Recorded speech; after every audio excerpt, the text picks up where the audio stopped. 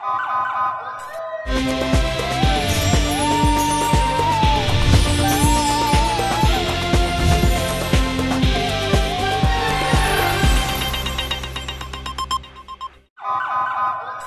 पहले नजर डालते हैं अब तक की बुलेटिन। जी बिल्कुल, हिसास इदारे का 22 साला नौजवान दरीना दुश्मनी की भेंट चढ़ गया। जी बिल्कुल, दुश्मनों से बचकर दूसरे गांव में मुंतकिल होने के बावजूद कत्ल कर दिया गया। मकतूल अपने साथी अल्लाह चद्दड़ के हमरा गड़ा मोड़ से चक नंबर 7315 जा रहा था कि चक नंबर 90 WB के करीब दो नामलूम मुसल्ला मोटरसाइकिल सवार मुलजमान ने फायरिंग कर दी। नौजवान अवैस मौके पर जांबाक हो गया।